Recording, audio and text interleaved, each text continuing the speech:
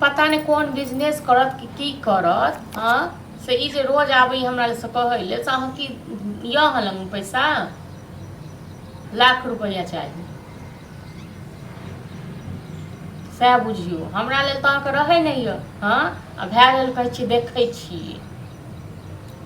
हाँ तऽ की करबै नहीं करबै से खोलि कऽ कहि दियौ बुझलहुँ अपन करियो फोन ओकरा हमरा नहीं पता आ नहीं तो कहियो हम फल्लाँ चिल्लाँ फल्लाँ करब ई करब जमीन बेचब सएह तऽ हमहूँ कहले छी केना जमीन बेचबै तऽ आबै छै तखन हम फेर कहै छियै सब दिन खाली एके ड्रामा रहै छै एके ड्रामा बुझलहुँ कथी कहलक किछो नहीं कहलक जे पैसा हम देखै छियै ना जहिया हैत तहिया हम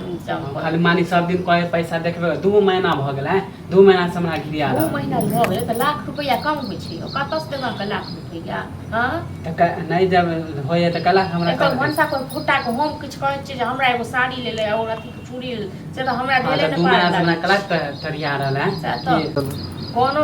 जमीन जथा नहीं छै बेचे के जरूरी बुझलो ना हाँ तो आप नहीं जे भैया जो देते तो हम ग्राहक देखने छो हम बेच देब के छै ग्राहक क्यों माने हमरा लग बजे नहीं आबे केकरो हाथे बेचबे हमरा लग बजे नहीं आबे ग्राहक के ठीक क के नहीं तो से नहीं पठा देले तखन पेड़ हां त नहीं तो कहियो भैया के देला कहियो भैया के देला भैया के त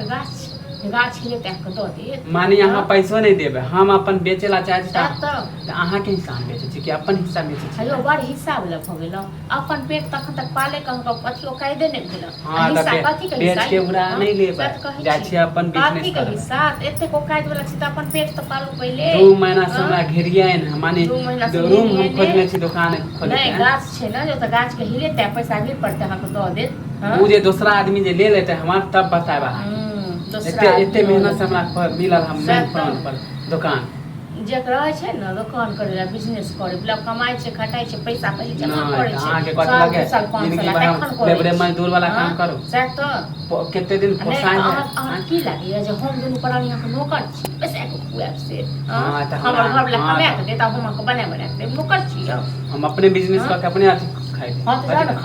खाओ ना लेकिन जमीन जखा कोनो मुझे हाथ लगा दिए ना हां त कहियो ना नियत में खोट है त कहां से पैसा देबे अरे नियत में कहां को खोट हमरा खोट है हमरा अहाँ को खोट लो हम अपन हिस्सा बेचे छी अपन हिस्सा अपन पेट वाले को कायदे नहीं भेल हमरो हिस्सा हां जमीन